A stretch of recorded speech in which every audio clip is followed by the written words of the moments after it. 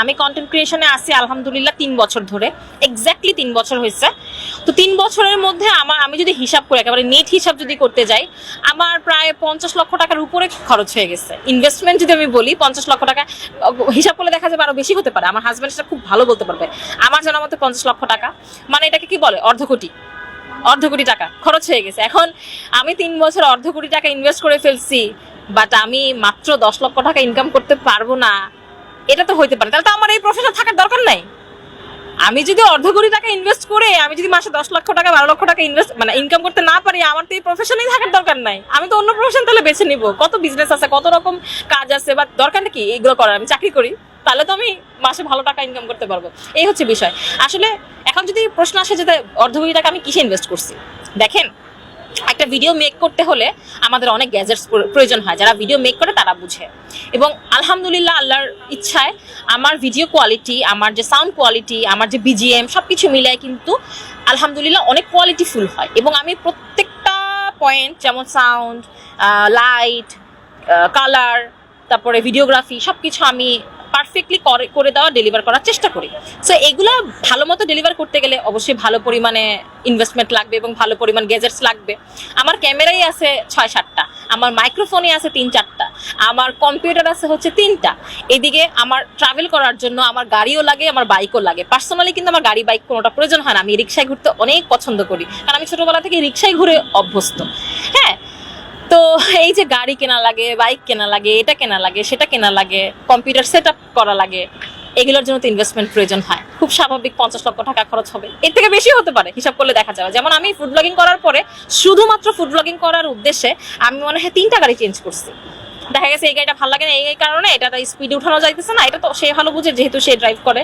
আবার দেখা যায় যে কোনো জায়গায়, সব জায়গায় কিন্তু বাইক নিয়ে যাওয়া যায় না। আবার বাইকও রাখা লাগে কেন? কারণ চিপা চাপা জায়গাতে কিন্তু বাইক চলে।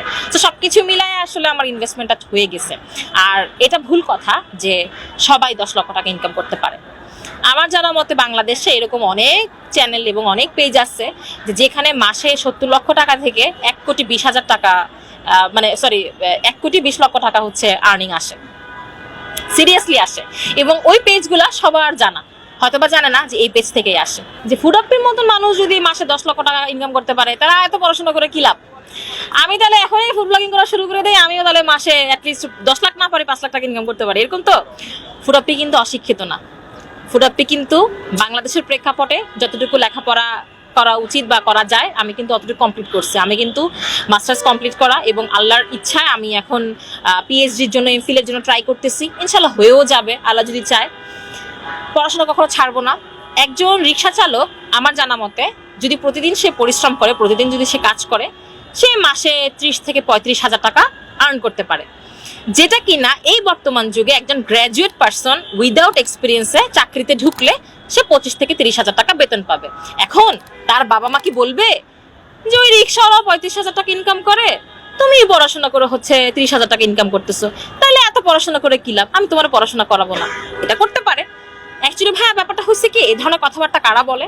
এ ধরনের কথাবার্তা বলে যারা অন্যের সাকসেস পছন্দ করে না, অথবা নিজে পড়াশোনা করতে চায় না। এটা বাবা মাকে বোঝানোর জন্য বুঝ দেয় তারা, যে মা দেখো তো এত টাকা ইনকাম করতেছে, তাহলে আমি কেন লেখাপড়া করতে যাব? ভাই, লেখাপড়ার কখনো কোনো বিকল্প আজ পর্যন্ত বের হয় নাই। যদি হইতো এরা সবার আগে আমার আশেপাশের মানুষরা অ্যাপ্লাই করতো, কারণ আমার আশেপাশে এরকম অনেক মানুষ আছে যারা পড়াশোনা করতে পছন্দ করে না, শুধুমাত্র বাবা মার প্রেশারে এবং সমাজের প্রেশারে পড়াশোনা করে।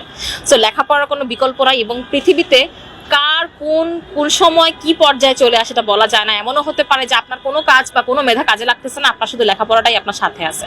আর কিছু কিছু দক্ষতা, কিছু কিছু যোগ্যতা সারা জীবন নিজের কাছে থেকে যায়। যেমন কাজ করার দক্ষতা, লেখাপড়ার সার্টিফিকেট বা লেখাপড়ার যে জ্ঞান, দীক্ষা, শিক্ষা, এগুলো সব কিন্তু নিজের জন্য রয়ে যায়। সো এই লেখাপড়া করবো না, লেখাপড়া করে কি লাভ, এইগুলো সব ফালতু কথাবার্তা, এগুলো একদমই বলা যাবে না।